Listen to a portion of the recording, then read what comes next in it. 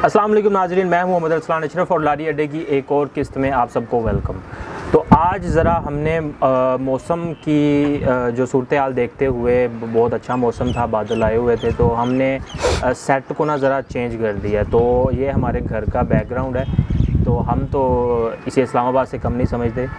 तो जी आज की इस पॉडकास्ट में मेरे साथ मौजूद हैं जी लारी अड्डे में राना सनाउल्लाह साहब। अस्सलाम वालेकुम सर। वालेकुम सलाम। राना साहब क्या हाल चाल है? अल्हम्दुलिल्लाह, आप सुनाए खैरियत से हैं? अल्हम्दुलिल्लाह ठीक ठाक। राना सनाउल्लाह साहब एक सोशल एक्टिविस्ट हैं और उसके अलावा एक समाजी कारकुन भी हैं मुस्लिम लीग नून के। तो उसके आज का जो टॉपिक है वो हमने जी चूज़ किया है जश्न आज़ादी के हवाले से। तो सबसे पहले राना साहब आपको पाकिस्तान की 75वीं सालगिरह मुबारक हो। आप सबको भी और पूरे अहले पाकिस्तान को जश्न आज़ादी मुबारक। अहले पाकिस्तान के साथ साथ जो पाकिस्तान के बाहर भी पाकिस्तानी मुकीम हैं उन सब को भी हमारी तरफ से, पूरी हमारी टीम की तरफ से जश्न आज़ादी मुबारक।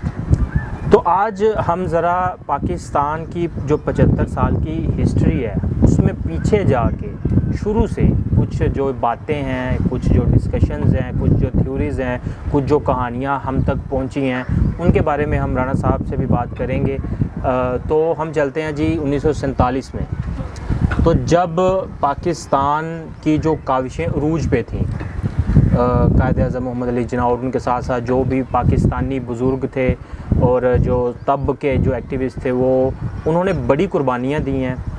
हम सब के वालिदैन ने भी, हमारे दादा परदादा और उनके साथियों ने भी बहुत सी कुर्बानियाँ दी हैं। मेरे दादा अबू खुद हिजरत करके इंडिया से यहाँ पे आए थे। इसी तरह राना सनाउल्लाह साहब के वालिद भी इंडिया से ही हिजरत करके यहाँ पे आए थे। तो हम उस चीज़ को एक करीबी एज आ यानी कि इमोशन भी उस चीज़ से हम कनेक्ट कर सकते हैं, तो उसी के बारे में हम बात करेंगे।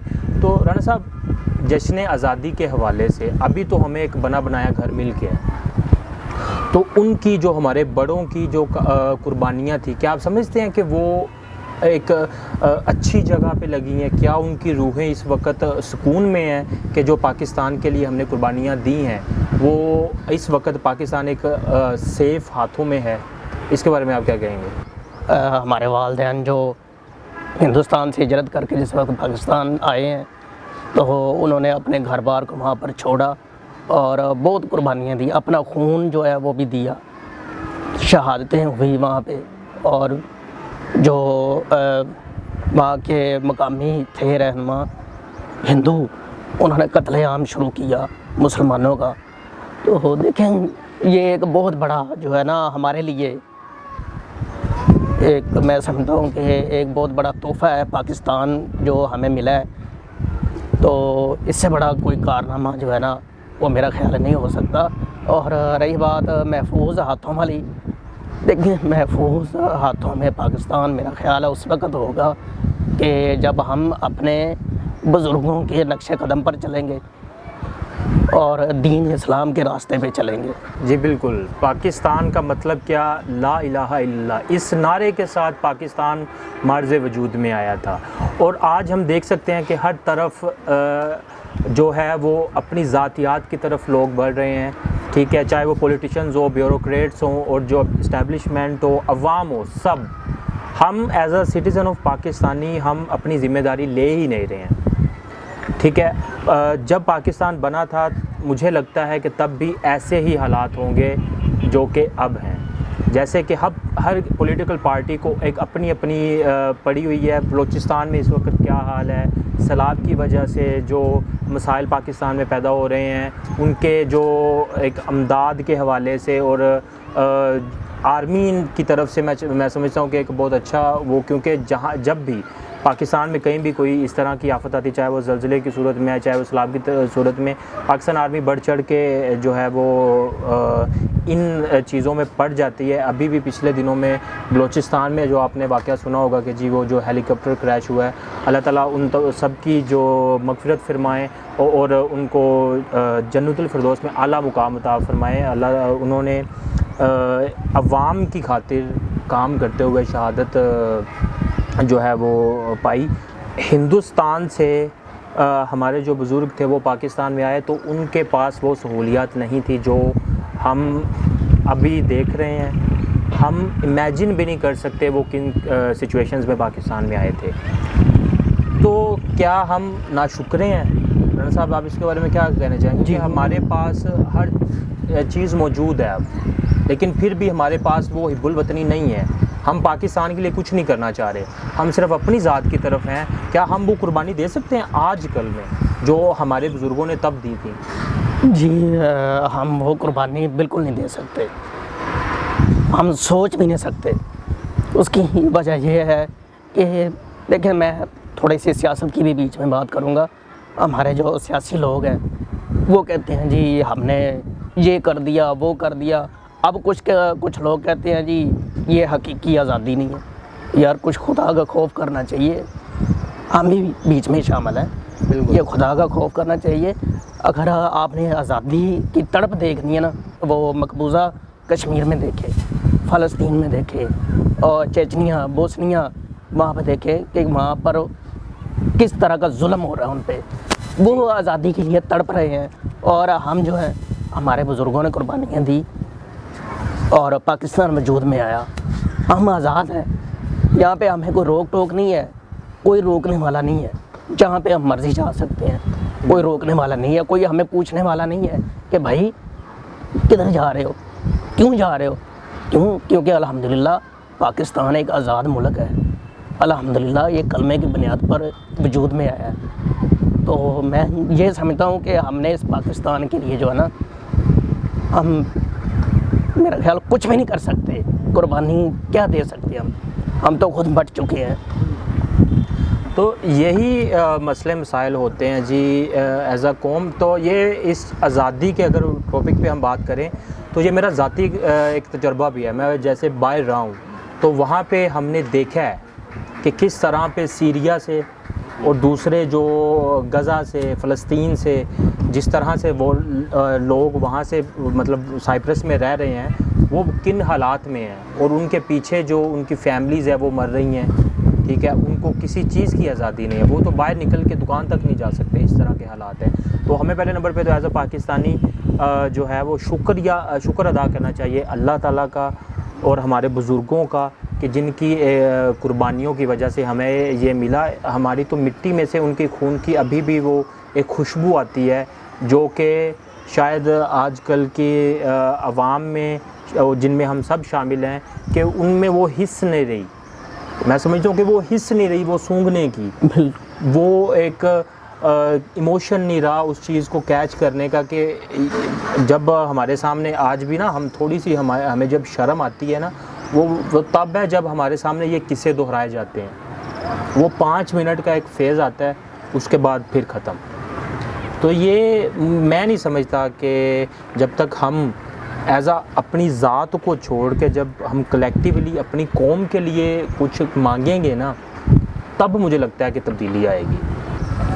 तो जब हम अपनी ज़ात को छोड़ के जो हमसे कुछ 1000 किलोमीटर दूर एक ख़ानदान बैठा हुआ है, जब हम उनकी पेन लेंगे ना, तो तब्दीली आएगी। आप इसके बारे में क्या कहेंगे? जी, बात आपकी बिल्कुल ठीक है, मैं इस बात से इत्तेफाक करता हूँ। और रही वजह, जैसे ये सैलाब ज़दगान बेचारे वहाँ पर रुल रहे हैं, तो इसमें हमारा सियासतदानों का भी कसूर है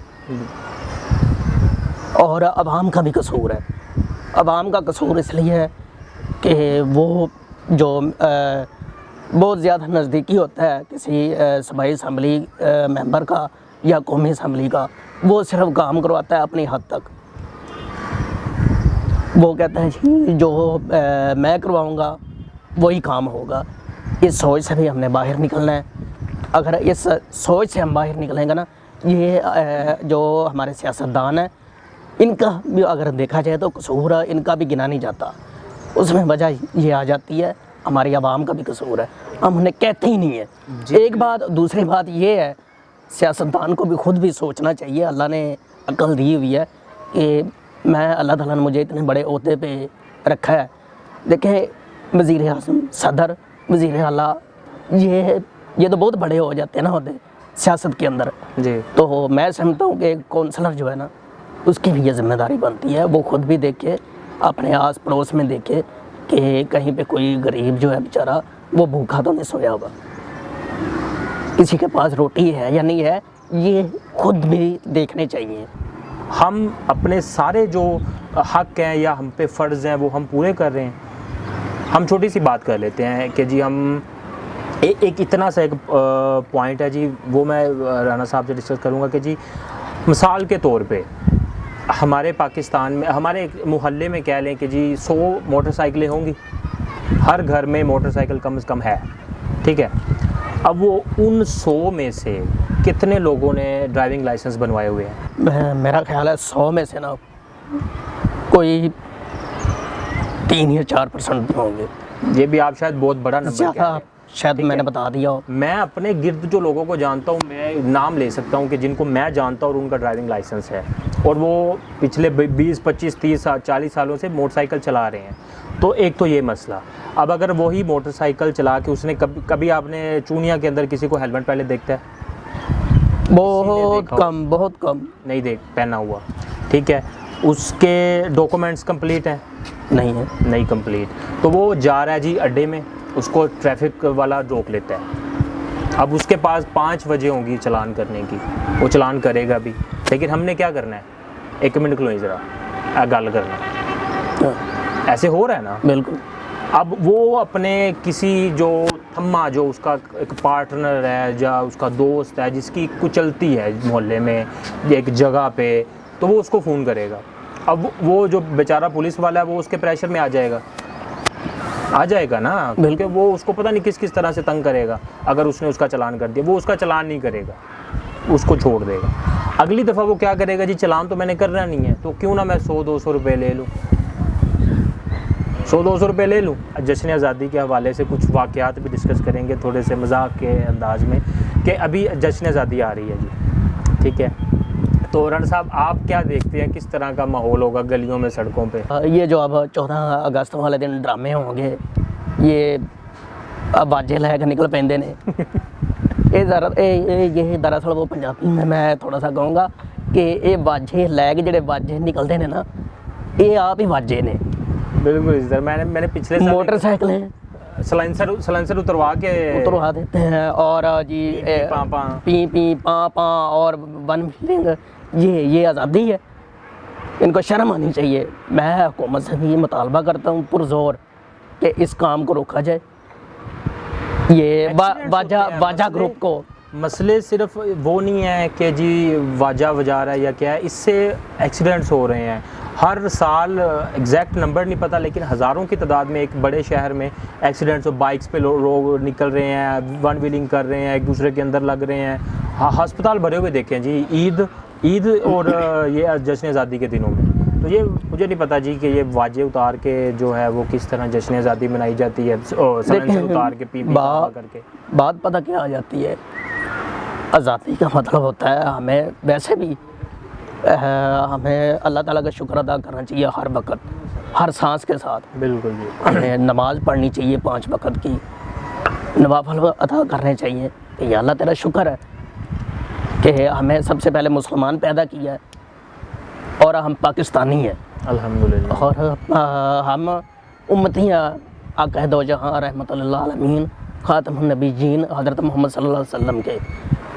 तो ये हमें इस्लाम भी इस चीज़ से रोकता है कि ये बाजे बजाना, वन व्हीलिंग करना और मोटरसाइकिलों के सिलेंसर उतारना, ये कहाँ पे लिखा है? ये आज़ादी नहीं है, ये मेरा ख्याल है, मैं इसको आज़ादी नहीं, ये बर्बादी है।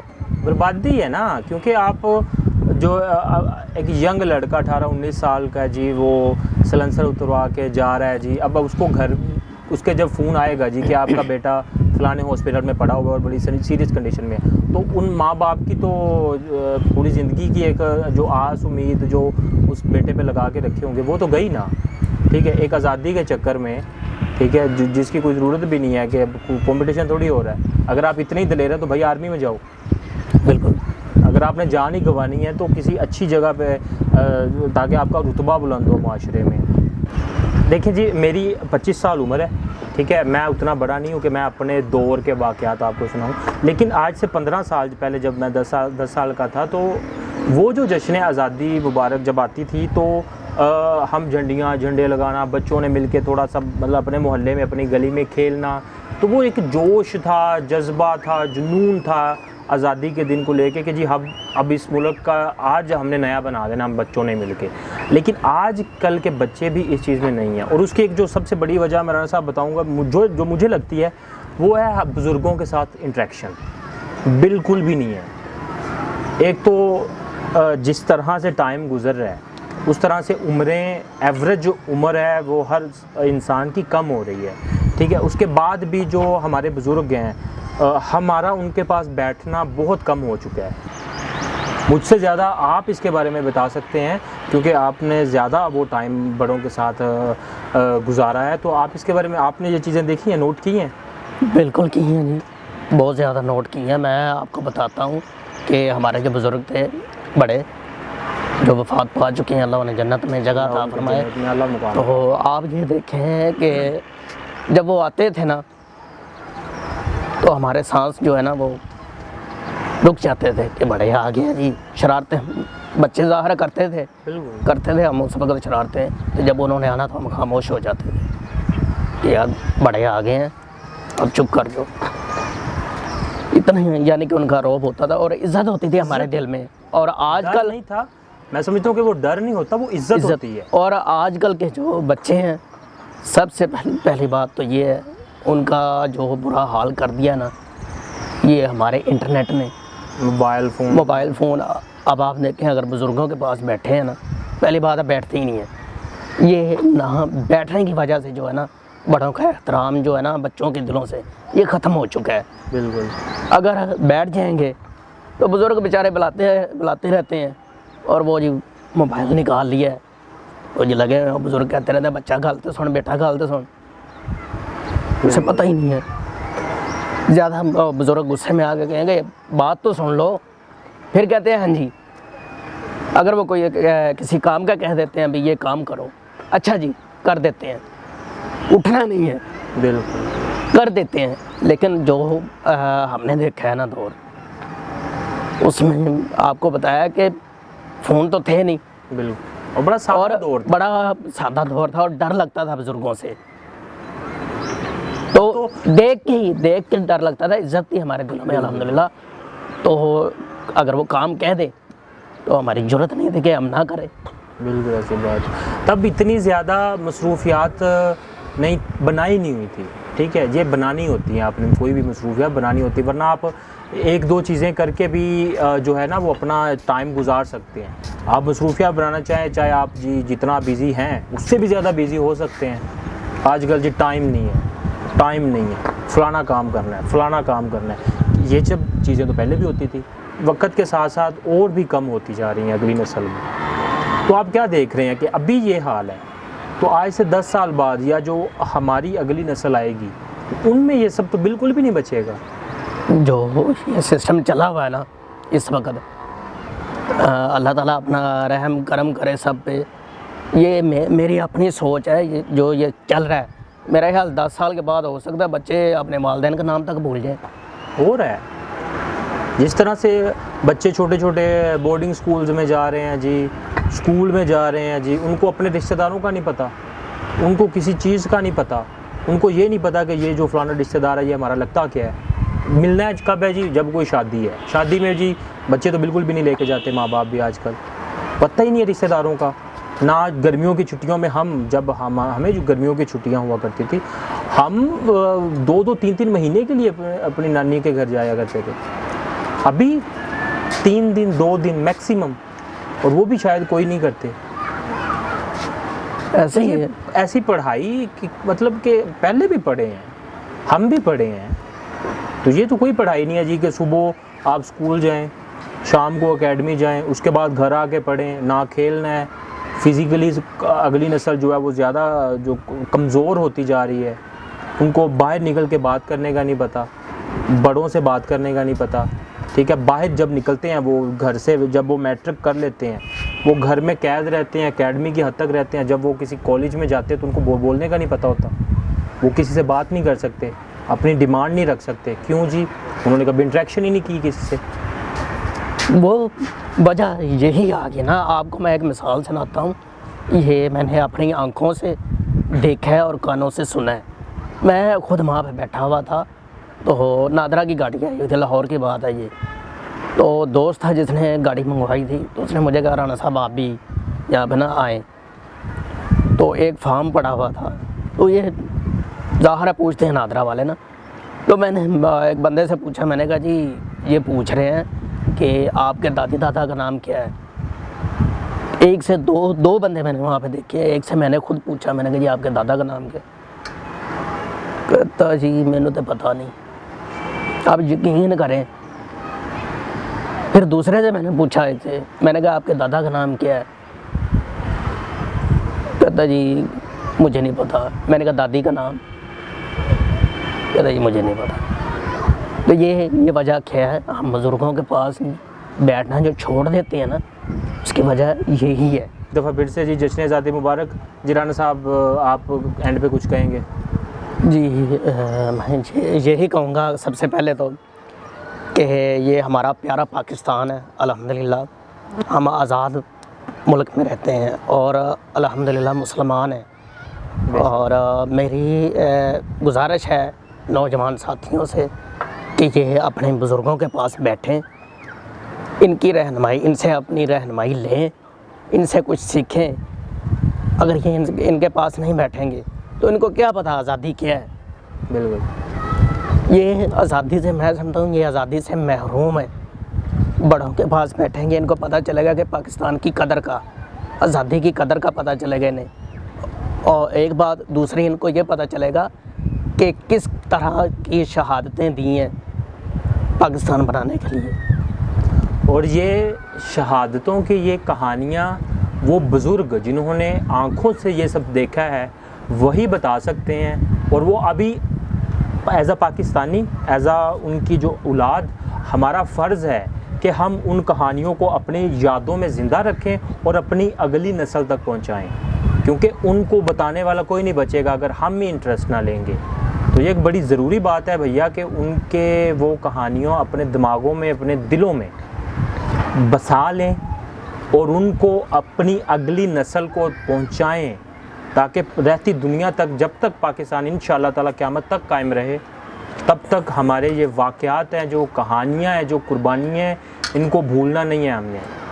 तो मैं हूँ जी मोहम्मद अरसलान अशरफ, मेरे साथ थे राना सनाउल्लाह साहब। आपको फिर से जी एक दफ़ा फिर से लारी अड्डा टीम की जानिब से, एक मीडिया टीम की जानिब से जश्न आज़ादी मुबारक, पाकिस्तान जिंदाबाद। तो मिलेंगे जी आपको अगली पॉडकास्ट में, तब तक के